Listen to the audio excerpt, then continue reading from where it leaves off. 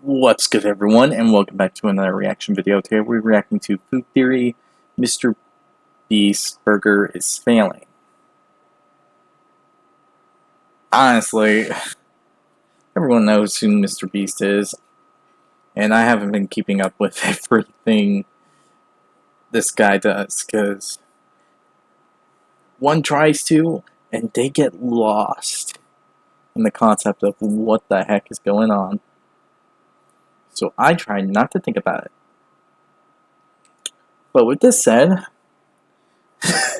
let's just get this done. Because I'm going to be assuming stuff that I probably shouldn't assume, because I do not look into this.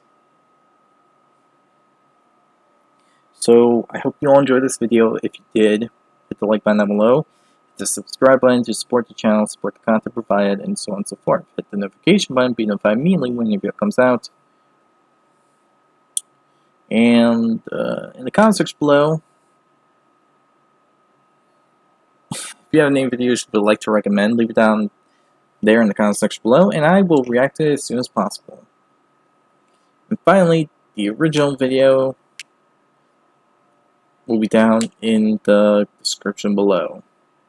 So be sure to give Food Theory some love and support for the video they made, or if you want to just see this or share this with other people, or even check out the products that this video brings, then you're going to have to check out the original video.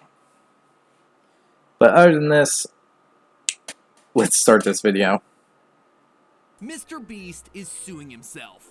Kinda. You see, Huh? earlier this month, the news came out that MrBeast, everyone's favorite AI-generated thumbnail face, was filing suit against his fast food brand, MrBeast Burger. Or more accurately, the company responsible for managing that brand, Virtual Dining Concepts, VDC for short. Why would he do that? Well, as the lawsuit claims, it was the result of years of bad burgers battering his beastly beef brand. The quality of the food that was being produced by VDC's army of restaurants was inconsistent and in many cases dangerous, resulting in a rapid erosion of MrBeast's food brand. So how did VDC respond? By pulling out the Uno reverse card, counter-suing MrBeast for damage to their brand. Basically, they're saying that MrBeast's public statements about VDC actually caused significant damage to their bottom line. How much are we talking about here? Oh, you know, just a cool $100 million. How's that for a thumbnail? Last to leave the courtroom wins 9 figures. So who's right and who's wrong? The answer to that, my friends, is so much bigger than either of these two companies.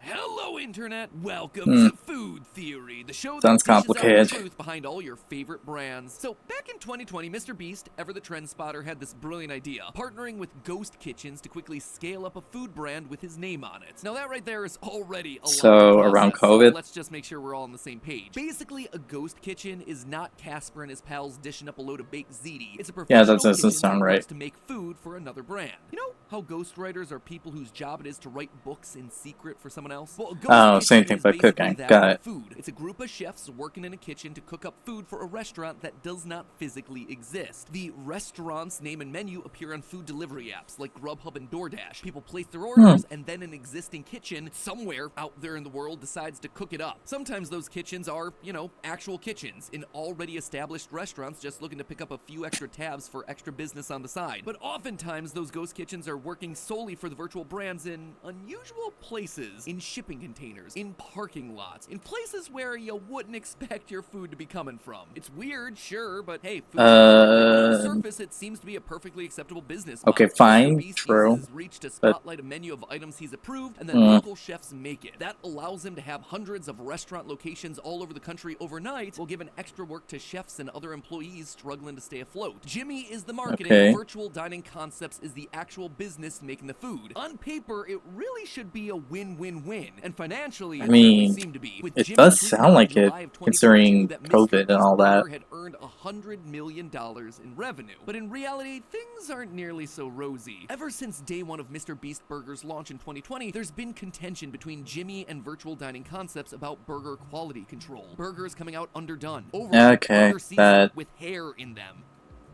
When you're relying on Gross. 1,000 different kitchens with a vast range of ingredients and staff training at their disposal, the product is never going to be the same. For example, compare Matt Stone's Yeah, video. that's probably the con. All that beef look at all that cheese. 4 smashed crispy beef patties. To what Eddie Burback got. This tastes like a cafeteria burger. I mean, the difference is obvious. This burger patty does not look like this burger patty. And this is something that's openly Yeah, that's acknowledged by probably Jimmy's own a team, really as seen big here in a problem. clip of his manager Reed reacting to the opening of MrBeast Burger's physical location. I mean, this is the problem with delivery is, you know, we have 1,700 virtual locations, and depending on where you order from, the burger experience might be different because you're getting it from a different restaurant. You're getting it from a delivery service, which it's really hard to control. Is it going to take 20 minutes? Is it going to take 40 minutes? You don't know. And then sometimes you're really relying on what does the restaurant have left. Maybe they don't have that specific potato bun that's being used. Maybe they have something else. And so this was the first time people were getting a amazing hamburger actually delivered to them sitting at a restaurant for the first time. And the consistency of the product is just, it's different when you can own it and it's your restaurant. But this year, the quality control issue finally came to a head. In May of 2023, the original video promoting the launch of the brand was made private. And when someone asked if this was a sign that MrBeast Burger was done, Jimmy responded saying that the problem was that he couldn't guarantee the quality of the order. This is also something he repeated in July in a now deleted tweet when responding to a fan's complaint about their subpar Beast Burger. Quote, "Sadly, I can't get out of my deal with Beast Burger." He elaborated in a series of follow-ups about how the original intent of Beast Burger was to help restaurants make more money during the pandemic, but eventually it just became impossible to keep up quality working with restaurants that he doesn't own. When asked if this meant that he was retiring the brand, he said he would if he could, but the company he partnered with, VDC, wouldn't let him stop even though it was terrible for his brand. He acknowledged that a younger him had just signed himself into a bad deal. Which leads us then to today, with Jimmy filing a lawsuit against VDC claiming his contract with them should be null and void because they failed to uphold their part of the bargain. The kitchens under their management were sending out food that was, according to some of the fans who ordered it, revolting, disgusting, inedible, and likely the worst burger they ever had, which, you know, is saying a lot. Can't Burger disagree. King's Barbie Burger is a product that exists. What the- It looks like it's been slathered in Pepto-Bismol. But here's where things Okay, really yes, get it does look like spicy. Pepto, VDC responded with a lawsuit. but, according to them, yeah, Jimmy was right. MrBeast why Burger's reputation that was design destroyed, but it of the wasn't by burger? them delivering mistaken orders. It was It rather by looks Jimmy himself disgusting. airing the dirty laundry publicly, retweeting and elevating the relatively few instances of people's dissatisfaction with the food, publicly complaining about not being able to get out of his contract. They claimed that he was engaging in a cash grab, trying to bully the company for his own monetary gain. And the damage done to their business, not just MrBeast Burger, but Virtual Dining Concepts' complete brand of ghost kitchens, totaled over $100 million. So with lawsuits flying around in both directions, and potentially hundreds of millions of dollars on the line, who's right here? Now, at first glance, Jimmy's case seems like it should be obvious. The biggest problem hurting the image of MrBeast Burger was the huge amount of complaints they got about their food. Any damage that Jimmy allegedly did to the brand by responding to or bringing attention to negative reviews, all of that happened only because VDC failed to uphold their end of the bargain. You know, actually making safe, high-quality food. If there was no bad food, you would have no bad tweets, right? Except there's likely a number of angles that VDC will attack that premise from. The first would be the relative scale of the complaints. That in the food world, there's always going to be negative reviews of a product, and that Again, also true. responding to a small handful of them made a mountain out of a molehill, overblowing a quality control issue that, relative to the volume of orders being placed, wasn't nearly as bad as it seemed. The second angle they'll likely be arguing was that it was never their job to provide consistent food. It was only their job to provide food that had the MrBeast name on it. That one's a little bit weird, we'll get to it. So let's take a big old bite That and chew on some of sounds the issues that are brought iffy. forth by this legal battle, shall we? And remember, I'm not a lawyer. This is not legal advice. This is just me nerding out about the future of how food gets distributed. First, to address the idea that MrBeast overly fixated on Okay, the yeah, bad can't reviews blame that him for MrBeast Burger saying that. received versus the mountain of orders that VDC fulfilled, we need to understand the average number of complaints and health violations a typical restaurant receives. A study by the National Restaurant Association found that about 7% of restaurants had critical violations, which are the most serious type of infraction for a food service provider. Critical violations are things that would include anything causing an immediate health problem for customers or employees. Stuff like cross-contamination of bacteria, raw meat being stored at improper temperatures, sewage backups, and a lack of running water to wash your hands. So how does MrBeast Burger compare? Well, we can't really know, but we can estimate and compare with other very similar service providers. We know for a fact that Virtual Dining Concepts has delivered 6 million orders based on the header on their site. And while not all of those are going to be coming from Jimmy's brand, we can assume that most of them are. Let's just say that Mariah Carey's cookies and Mario Lopez's tortas, yeah, they're probably not flying off the shelf as quickly as the burgers produced by the guy actively promoting his sandwiches to his hundreds of millions of followers and then regularly giving away wads of cash to random orders. There might be a little bit bit more enthusiasmed by one of those versus the others. We also know, thanks to this quote from March of 2021 from Robert Earl, founder of VDC, that 1 million burgers at that point had been sold. Quote, "We've done 1 million entrees already, and it got so much attention. He's a wonderful partner. He's intent on building with us a big, permanent brand." Whoops. Yeah, that one didn't age too well, did it? Anyway, for the sake of argument, let's just do a real lowball here and say only 1 million orders have been placed for Beast Burger. So what's the relative volume that we're dealing with here? Well, according to the MrBeast complaint, the brand has received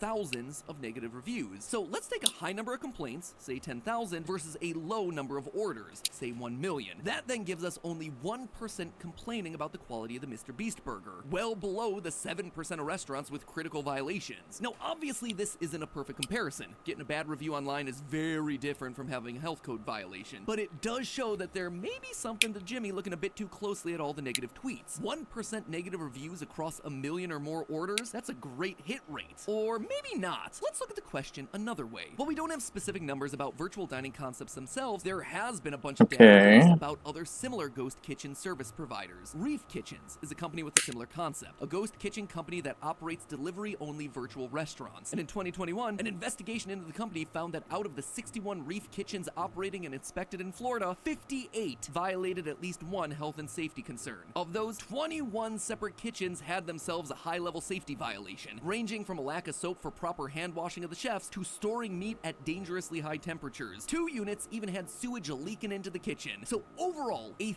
third of Reef's operations in Florida had a high-level violation, 33%, way higher than the national average that we talked about before of 7%. Now, to be fair, Reef only works out of non-traditional spaces like parking lots and shipping containers. Compare that to VDC, which has a mix of both non-traditional spaces and pre-established restaurant kitchens. So maybe VDC's handling of other brands is better? Nope, doesn't seem like it. I looked across the other brands in virtual concepts and found a similar trend with Beast Burger. Negative reviews on account of incorrect orders, late deliveries, and the food just being bad. DJ Khaled's Another Wing boasts a 3-star average on Grubhub. Steve Aoki's Pizza Aoki reviews don't fare much better. Food was late, cold, gross. Even actual chef Guy Fieri decided to partner with VDC to bring his Flavortown kitchen to the virtual world. We work with inside of restaurants in over 25 cities around the country where we build a virtual kitchen in that restaurant. Within a few months, the brand expanded to 160 locations. Guy Fieri was a jewel in the VDC crown because he was a real chef given real legitimacy to the business. But look at the VDC website now. The brand is gone. Searching the Flavortown kitchen across food delivery apps completely vanished. The only remnants are its various 1-star reviews on Yelp with a very similar refrain. I trusted the brand, big mistake. The chicken guy sandwich I ate was not edible. The impression I'm getting is that there's a lot more stuff included in this that's not on the menu. Even Guy Fieri, experienced restaurateur, is struggling to find critical success with virtual kitchens. He bounced before his brand really suffered, just like Jimmy is looking to do now, but doesn't really seem able to do contractually. So really, it seems like Jimmy is in the right. He and many others have had their brands actively co-opted and weakened by these ghost kitchens operating irresponsibly. But unlike many other celebrities, doesn't seem like he's able to extract himself from the contract. So let's just talk about those contracts for a second, shall we? Because that actually that does sound a bit confusing. Obviously, quality control is a huge problem, not just with VDC, but for the entire ghost kitchen industry. When you have a decentralized model and don't actively own any of the restaurants yourself, there's no real accountability there. If you're working in a Buca di Beppo, but you occasionally get a delivery order to Guy Fieri's Flavortown kitchen, if that order sucks, it's not really coming back to you. There's no true way to hold you, the worker at Buca di Beppo, accountable. It's not your primary job after all. The health of the actual main business is always gonna have to come first. And let's be honest, it's not like you were trained to do the menu items correctly anyway. Heck, probably didn't even have the right ingredients to make that item. You're just doing your best to replicate that one dish from that one fake menu amongst the hundreds of restaurants that may be operating out of your kitchen. I found